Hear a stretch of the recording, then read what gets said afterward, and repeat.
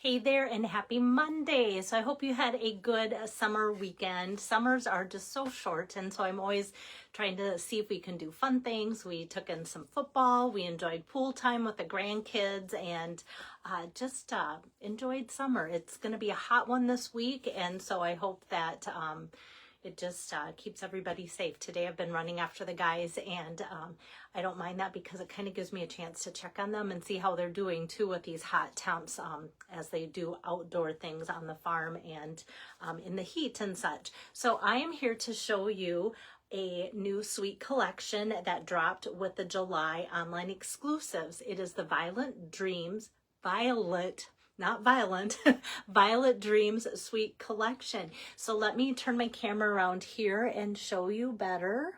Oops, get my right button pushed here. Show you a better view here of everything going on here. Let's see, let's do that and see if I can get it a little bit closer up. There we go. All right, so here is today's card. My light over there, it's a take care, kind of get well, or it could even be like sympathy. Either way, it has sending love in the inside, and everything that I'm showing except for this little strip here comes from the Violet Dreams Sweet Collection. So let me kind of show you what all of that means too. So when you get my emails, I usually try and have a link to certain things. And so this last email had a link to the July 2026 online exclusives. You can kind of see a little glimpse. This is from the same suite. So you can see this is kind of a lighter version of products used. And this is a darker version, just by choice of cardstock basically too. So I'm not going to go into detail with the July things. You can see that there's some Halloween. There's also some Christmas and things like that too. So the Sweet Collection comprises some really pretty paper. I will show you that today. I always like to show you the first time I show a Sweet Collection. I like to show you page by page the paper. So I will show you that. And then there's stamps and dies, pretty accessories here, and the shimmering stripes paper. This is really gorgeous. I might grab that even though I'm not using it. And then some nice fresh freesia satin ribbon. I'm not using that either, but I like to just point out kind of everything that coordinates, just because a lot of you love things that coordinate. Let me grab this shimmering paper here quick. Because if I don't show you it now, then I'll forget. I'll get into showing everything else. So there's a total of 4 12 by 12 pieces in the Shimmering Stripes Specialty Designer Series paper here. Okay, so on the back side, it's just flat. Sometimes when it's flat with a little bit of smooth, it might feel like a sticker, but it's not. But I don't know if the camera picks this up, but it's really shiny. It's got shiny things in there. I think this, even though it comes with a suite, I think this will be fun for wintry scenes too, because it reminds me of growing up. My mom had one of those oil lamps with the oil, so all of these tiny little strings here have shimmer and shine, and they're kind of in a silvery iridescent look. So that is the paper there. I won't go into any more detail about that. And then let's just go into detail with the other things. And I said everything is part of this except for this piece of or this strip of paper here that comes from the 2026 through 2028 in color Gingham Gallery 12 by 12 Designer Series paper. And I just recently did a card where we used the Barely Blush from that. And so I'm using this because the back side's the smaller pattern. So that's where that little stripe comes. I think I'm going to be using this new gingham paper a lot, just because it is just such a fun addition. It coordinates well with so many things. And also, this is from, I said I wasn't going to go page by page. I am, only for the fact that it is part of this new drop as well. Here we go. So it's its own thing. It's not part of any collection, but it is also part of the July 2026 online exclusive products that drop. So 12 by 12, and you can see all the in colors there. So it is part of a new drop, but like I said, it's not part of any collection. It's just, once again, knowing that we love those in colors, it's allowing us more things to coordinate with them. Hello there, Lisa. It is a very good day when you can drop in live. I see Kathy's joined, and Lynette, Lisa, and Kay. Wonderful. It's good to see some people on here. Lisa rarely gets to see me live. This is good.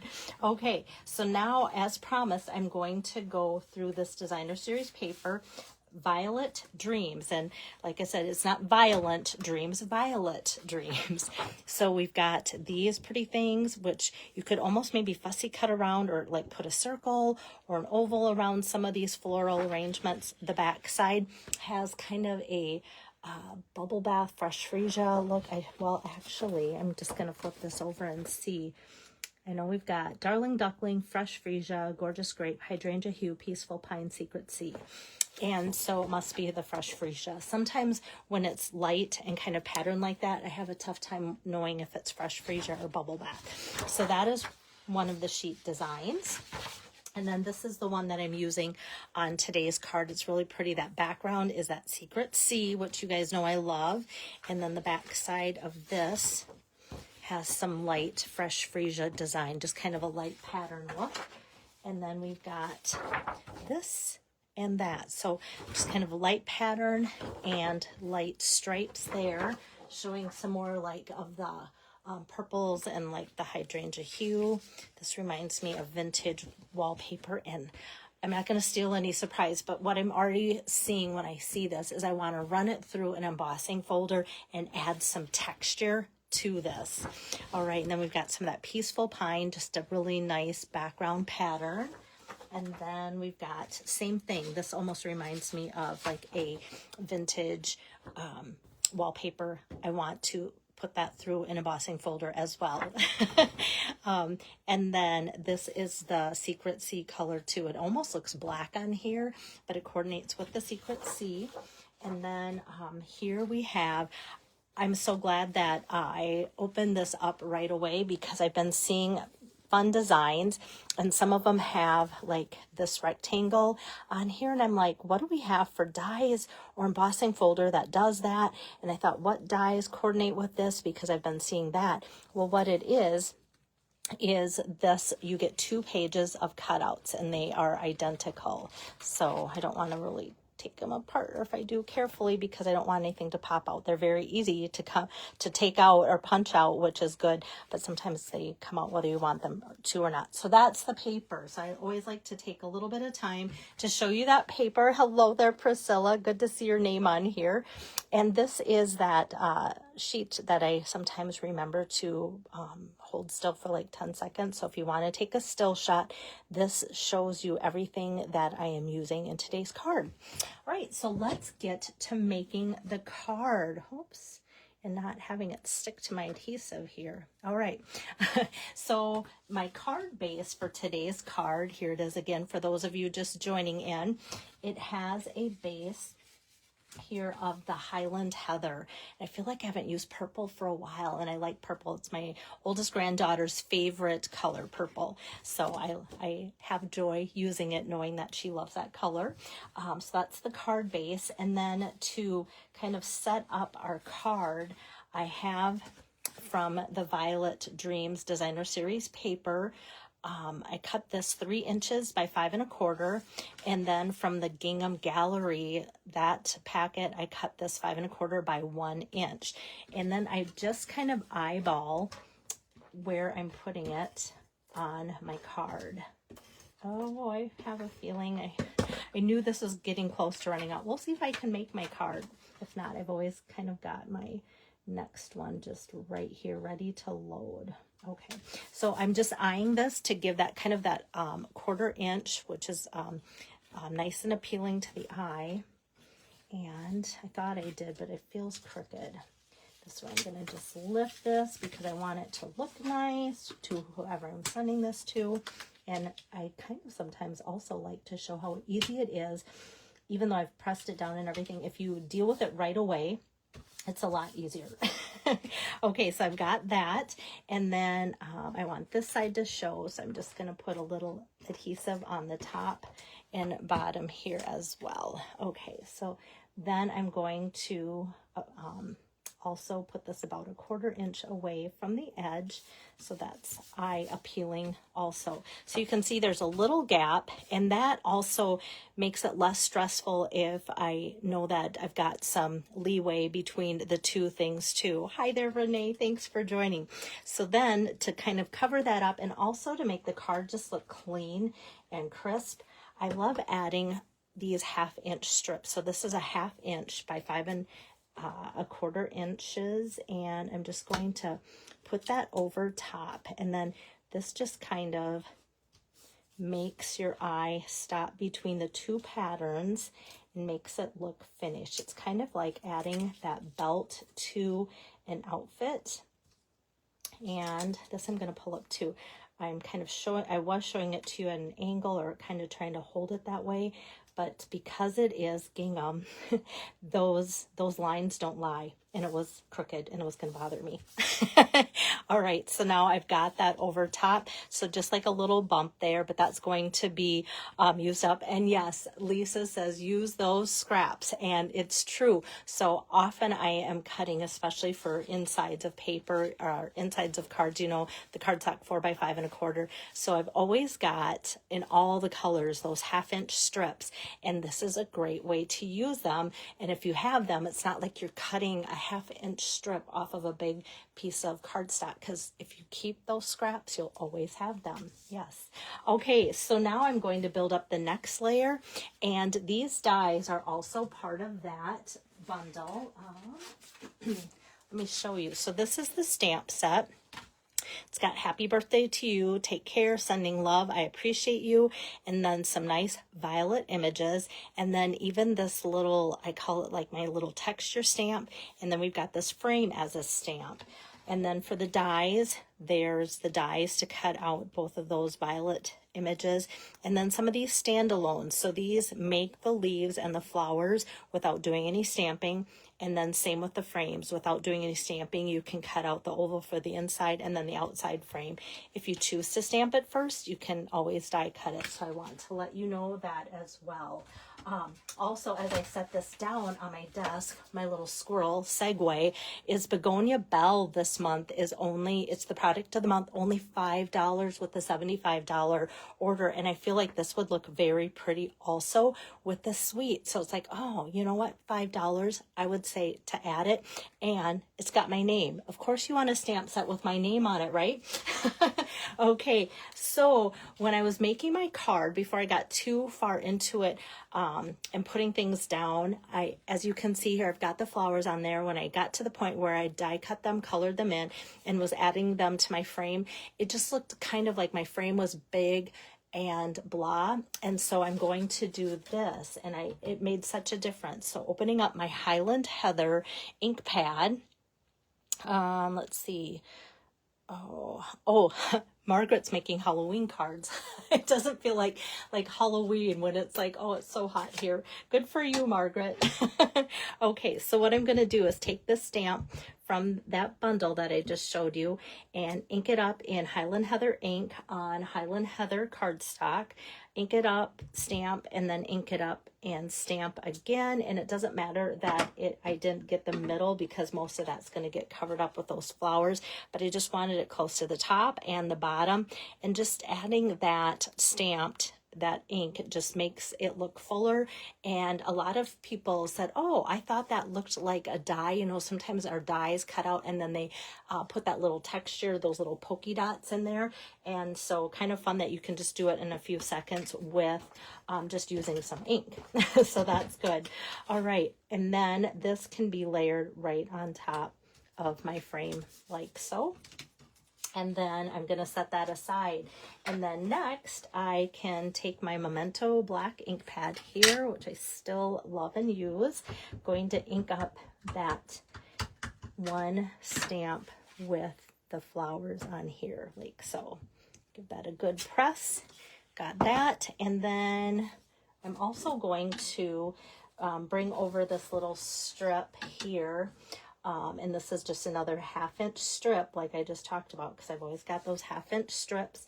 Highland Heather here, and I'm just going to stamp out the Take Care like so in the Highland Heather. Okay, so we got that. And now I'm going to set this aside, grab the die that goes with this, and crank that through. Okay, so get this over here. And get this laid out on there. And like so. And this one doesn't take long to color, so I'm actually going to color for you guys too. Okay, obviously doing a way staggered sandwich with that. Okay, just popping that out, so now we have that, and it doesn't take long to make that pretty. So what I'm using today for coloring here are my Stampin' Blends. I'm going to use Light Fresh Freesia, and I'm just going to color in this whole middle flower using the Light Fresh Freesia, and just going over all of it, which is a little different. A lot of times I am taking a darker color and going on the edges, but no, Light Fresh Freesia on that. And then I'm going to take my light Highland Heather, and I'm going to go around this blossom there. Those outside pieces I'm going to come back and color green, and then this whole flower over here is going to get the Light Fresh Freesia, just like, or excuse me, the light Highland Heather, just like I did with the Light Fresh Freesia. Okay, so my third purple here is my dark Highland Heather. So now what I'm going to do is just go over the artist hash marks, the veins on the flower, just kind of color that in like so. And sometimes it looks nice and dark, and that's just the way I want it to look against those colors. But after a minute or two, like I've always said, color can change and it can look different or lighter. Sometimes I went back and colored over it just because I want those to really stick out and pop, because not only do they pop, it makes the light colors pop when the dark color pops. And then I'm going to go to my leaves here. I'm going to start with that new Peaceful Pine color and just kind of go over the leaf here almost to the edge. Just going to kind of do that, color that in. And then this Peaceful Pine, the lighter color to me is almost seems like it's a lot like the dark color until I get the dark on there, and then I'm like, okay, this works. So that's the light, and then I'm going to go back around the leaf with that dark color, and then there's nice vein lines from the leaf that the artist put on there, so I'm just going to kind of retrace those and then just kind of keep going around over the edge. And then I'm going to follow carefully the stems. Carefully means careful. Sometimes I'm better than others with this. And if you do make a mistake, I have noticed that, oh, you know, we're going to add a sentiment. Sometimes adding that little Take Care that we stamped, maybe carefully positioning that over where the mistake might be is an okay thing to do as well. Oops, let me continue. I almost forgot the second leaf here. So I'm just going to continue outlining that quick, and then we're almost done.